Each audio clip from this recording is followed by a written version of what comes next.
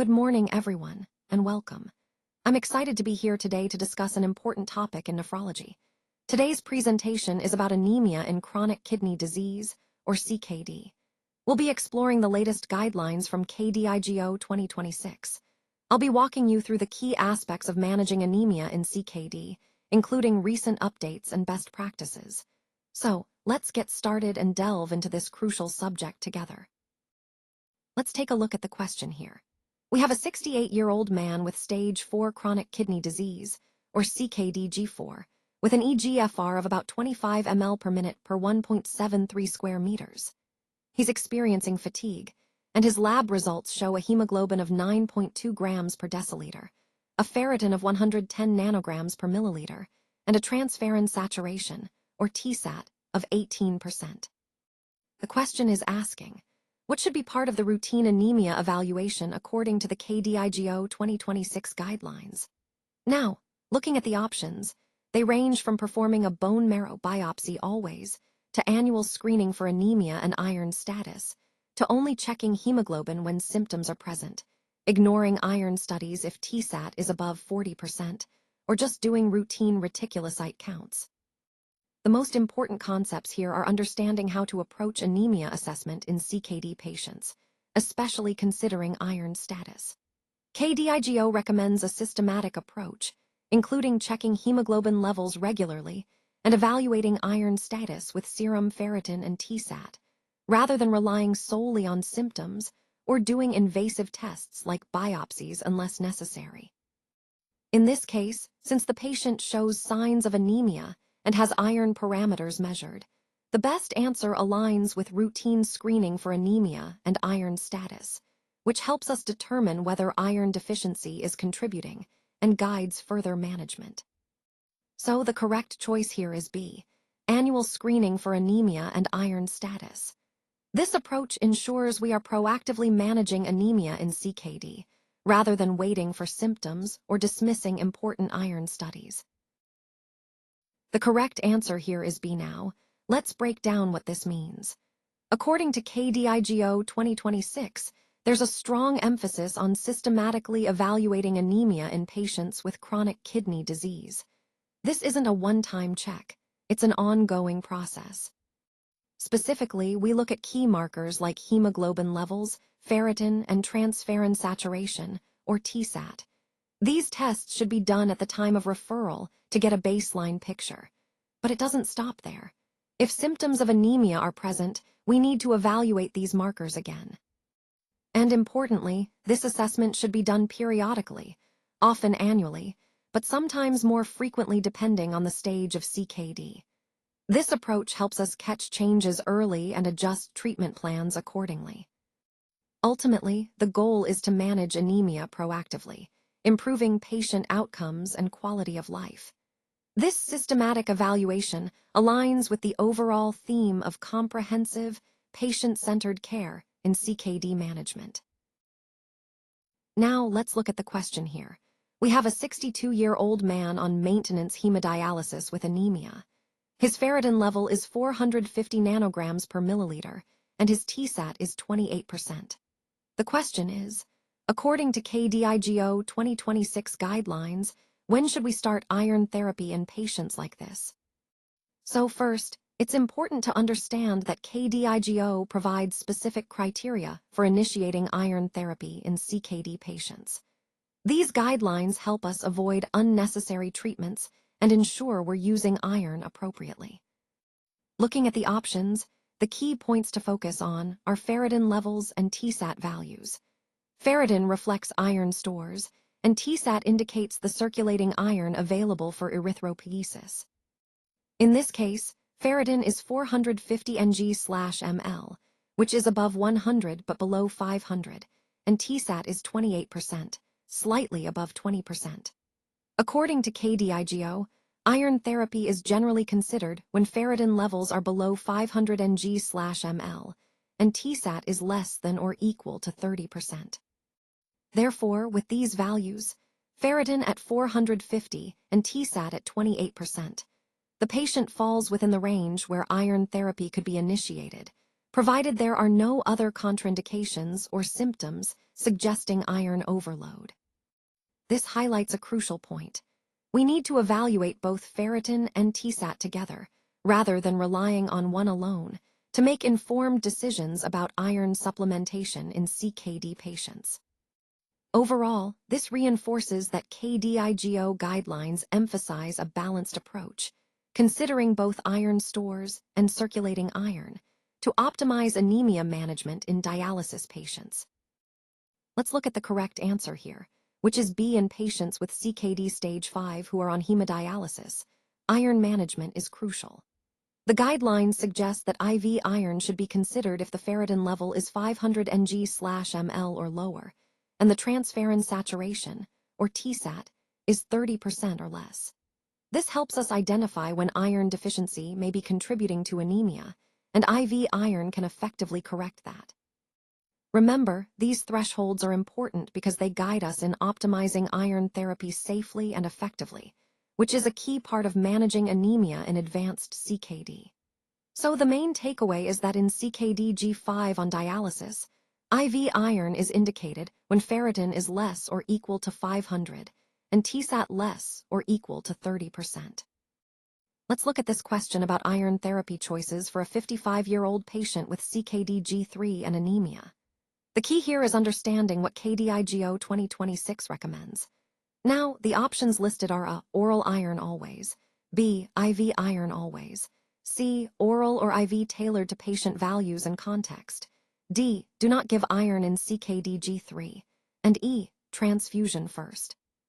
The most important concept is that iron therapy should be individualized.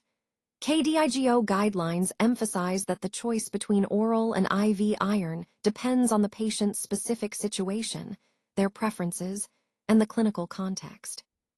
While oral iron can be tried initially for some patients, it's not always sufficient or appropriate, especially if absorption is an issue or if rapid correction is needed.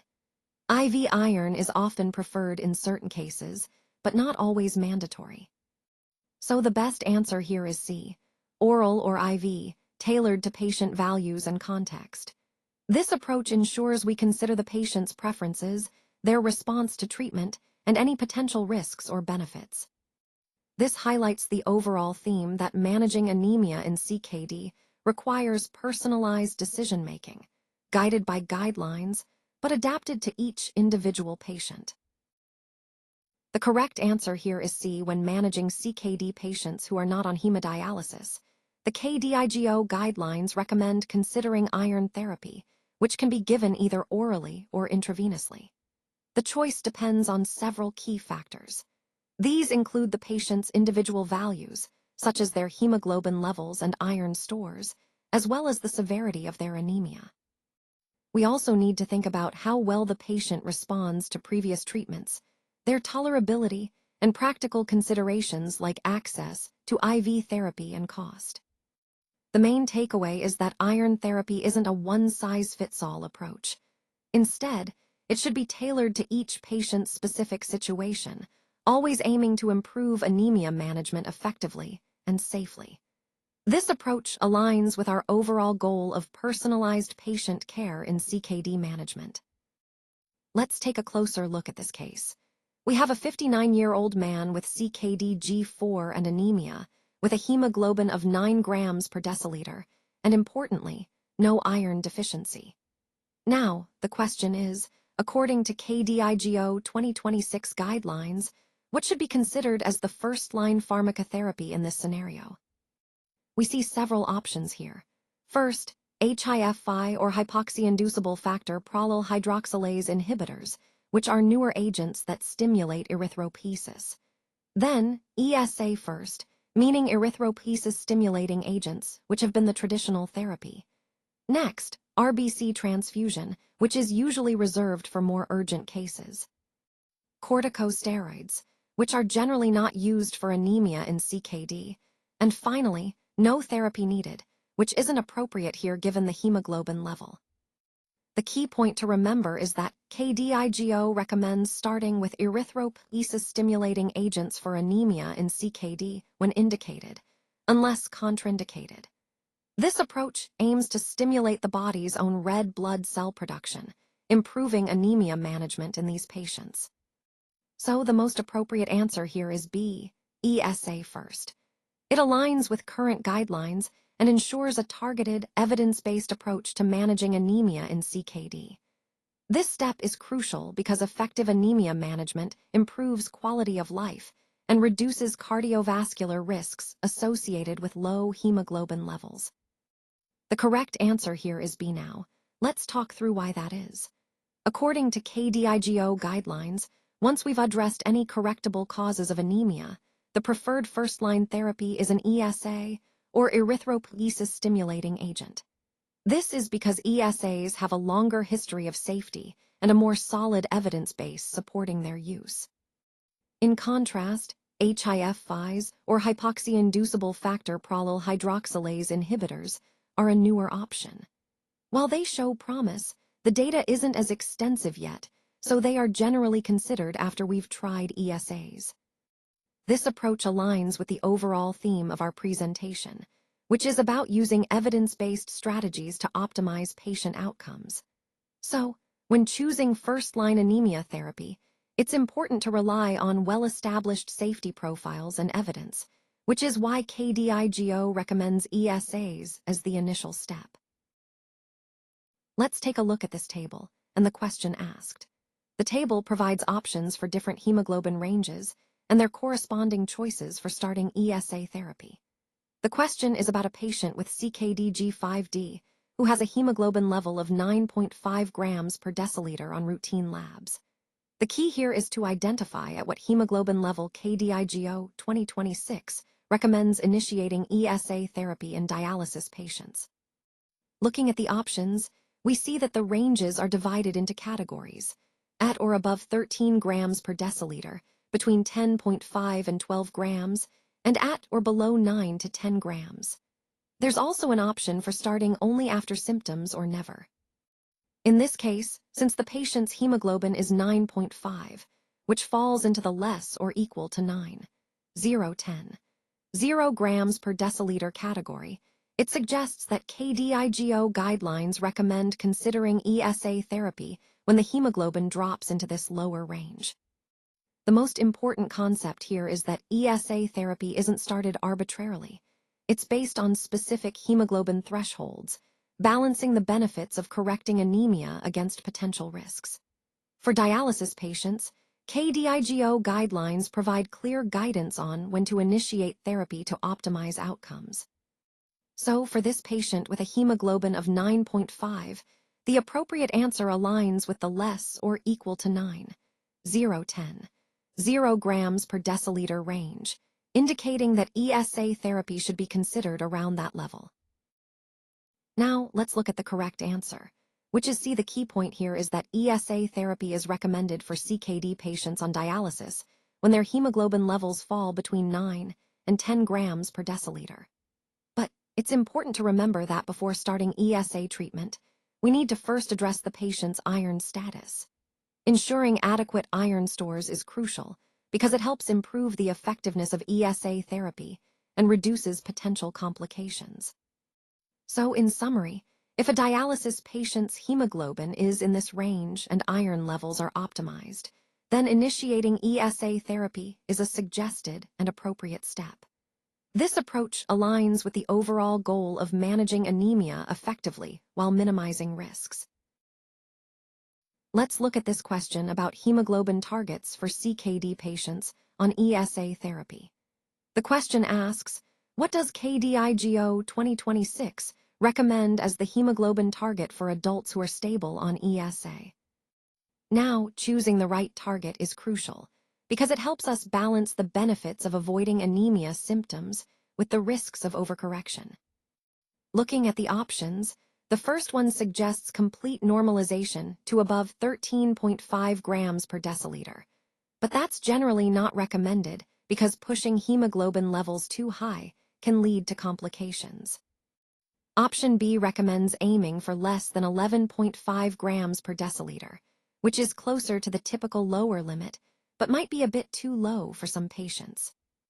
Option C is targeting less than 9 grams per deciliter, which is quite low and might leave patients symptomatic or at risk of anemia-related issues. Option D suggests no specific target and treats aggressively, but current guidelines advocate for a more cautious approach. Finally, option E recommends a hemoglobin level above 14 grams per deciliter, which is generally considered too high and potentially dangerous. So, the correct recommendation from KDIGO 2026, given all this, is to aim for a hemoglobin target that's lower than the normal range but not too low. Specifically, a target hemoglobin of less than 11.5 grams per deciliter. This helps us manage anemia effectively while minimizing risks. Let's take a closer look at the correct answer, which is B. The key point here is that the target hemoglobin level should be kept below 11.5 grams per deciliter. This is really important because it helps us balance the benefits of treatment with the potential risks that come with higher hemoglobin levels. When hemoglobin gets too high, there can be increased risks, such as blood clots or cardiovascular issues. So, maintaining it below this threshold allows us to optimize patient outcomes without exposing them to unnecessary dangers. Remember, the goal is to find that sweet spot where the benefits outweigh the risks, and keeping HB below 11.5 GDL is a good guideline to follow in most cases. When considering transfusion in a patient with CKD and severe symptomatic anemia, such as a hemoglobin level of 6.8 grams per deciliter, it's crucial to follow the guidelines set by KDIGO 2026. So, what does that mean in practice? Well, transfusions are generally reserved for situations where the anemia is causing significant symptoms or hemodynamic instability.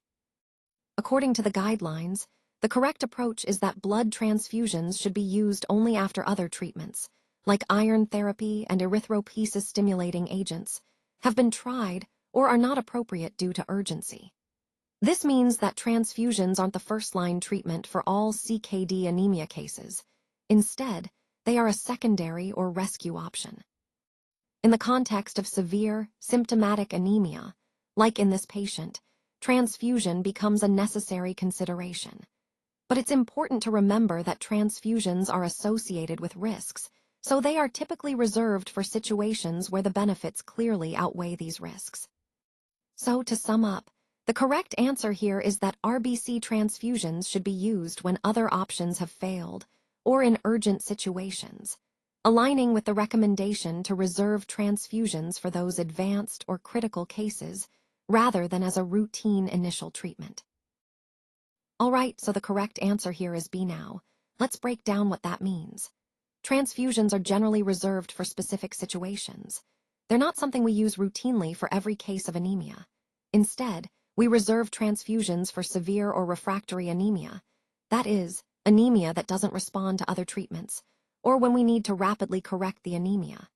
This is because transfusions carry risks, such as reactions or infections, so we want to use them judiciously. In essence, if the anemia is mild or manageable with other therapies, we avoid transfusions. But in cases where the anemia is severe, persistent despite treatment, or if there's an urgent need to restore oxygen-carrying capacity quickly, transfusions become a vital intervention. This approach ensures we're balancing the benefits with the potential risks. So, understanding when and why to use transfusions is a key part of managing anemia effectively, aligning with the overall theme of safe and targeted patient care. Now, let's take a closer look at the scope and evidence base for the 2026 guidelines. These updates build upon the long-standing 2012 guidelines on anemia in CKD, incorporating new evidence up through October 2024. We've used a rigorous grade methodology to assess the strength and certainty of this evidence, ensuring that our recommendations are well-founded. The scope of these guidelines is comprehensive. They cover the diagnosis and evaluation of anemia and iron deficiency, which are fundamental steps in managing CKD-related anemia. We also include detailed guidance on iron therapy, both oral and IV, to help tailor treatment to individual patient needs. Additionally, the guidelines address the use of erythropoiesis-stimulating agents, or ESAs, and introduce new insights on hypoxia-inducible factor prolyl hydroxylase inhibitors, known as HIF-5s, which are emerging as promising options. We also discuss red blood cell transfusions, highlighting when they might be appropriate.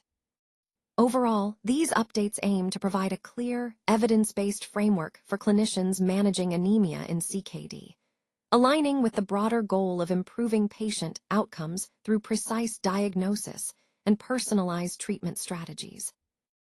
Let's talk about diagnosis and evaluation now. When assessing anemia in CKD patients, it's essential to perform a systematic screening of hemoglobin levels and iron status. This helps us understand whether iron deficiency is contributing to the anemia. But before jumping to iron therapy, we need to evaluate other potential causes. For example, deficiencies in vitamin B12 or folate can also lead to anemia, so testing for these is important. Additionally, we should consider hemolysis, which is the breakdown of red blood cells, as a possible cause. The KDIGO 2026 Anemia Guideline emphasizes the importance of a thorough and structured approach.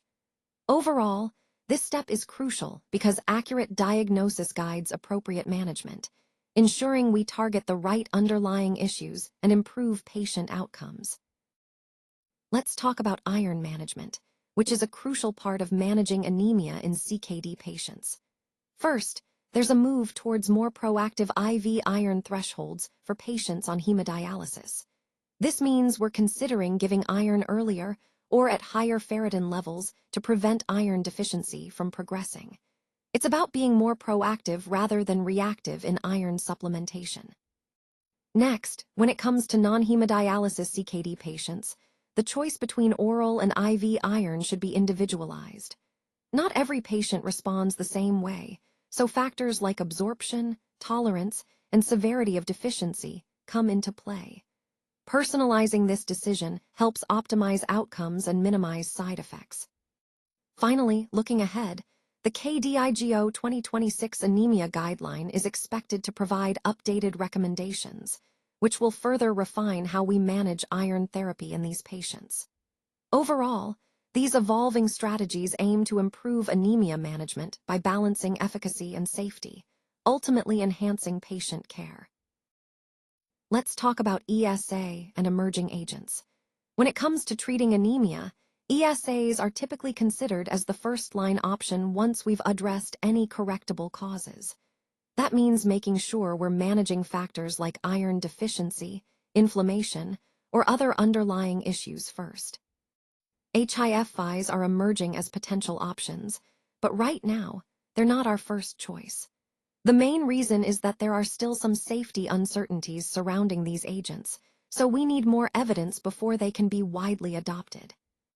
When initiating treatment with ESAs, the hemoglobin levels at which we start therapy, as well as our target thresholds, should always be guided by the best available evidence. This helps ensure we're managing anemia effectively while minimizing risks. Finally, it's important to remember the KDIGO 2026 Anemia Guidelines, which provide updated recommendations on how to approach anemia management in CKD patients. Overall, our goal is to tailor treatment based on individual patient needs while following evidence-based practices. Let's talk about transfusions. They should really be reserved for only the most severe cases, like refractory anemia, that doesn't respond to other treatments or situations where there's an urgent need to stabilize the patient. It's important to remember that transfusion isn't a routine therapy, it's more of a last resort. The KDIGO 2026 Anemia Guideline emphasizes this point, underscoring that transfusions should be carefully considered and only used when absolutely necessary. This ties into the overall theme of managing anemia responsibly and avoiding unnecessary interventions. When it comes to philosophy and shared decision-making, the key is to tailor the therapy to each individual patient. This means carefully balancing the benefits of treatment against potential harms, always considering what matters most to the patient, their values, and any other health conditions they might have. It's really about personalized care. We also want to be cautious not to overtreat. Overdoing it can lead to unnecessary risks, so safety should always be a top priority. This approach aligns with the KDIGO 2026 Anemia Guideline, which emphasizes an individualized, patient-centered strategy. Ultimately, our goal is to make well-informed decisions together with our patients, ensuring that treatments are both appropriate and safe. Let's talk about some key pearls for managing anemia in our patients. First, it's crucial to diagnose anemia and iron deficiency systematically, not just based on symptoms alone. This means using proper tests and assessments to identify the root cause, ensuring we treat appropriately. In patients with hemodialysis, they often benefit more from intravenous iron initially, rather than oral supplements, because absorption can be an issue and their iron needs are higher. When considering erythropoiesis-stimulating agents, or ESAs, the current recommendation is to favor HIF-5 agents as the first-line treatment in most cases. These newer agents can be effective and may have some advantages over traditional ESAs. It's also important to set a hemoglobin target of less than 11.5 grams per deciliter. Keeping levels below this threshold helps minimize the risk of cardiovascular complications, which can be a concern with higher hemoglobin targets. Lastly, we should reserve red blood cell transfusions for when they are truly essential. Transfusions carry risks and should be used judiciously. All these points align with the KDIGO 2026 Anemia Guidelines and are essential for optimizing patient outcomes while minimizing potential harms. Thank you all so much for being here today. I really appreciate your time and attention. I hope you found this presentation insightful and useful for understanding the key concepts we've discussed. Remember, the main takeaway is how these ideas can be applied to improve our work and achieve better results. Your engagement and questions are what make these sessions meaningful, so please feel free to reach out if anything sparks your interest or if you'd like to explore these topics further. Once again, thank you for your participation and for being part of this learning journey.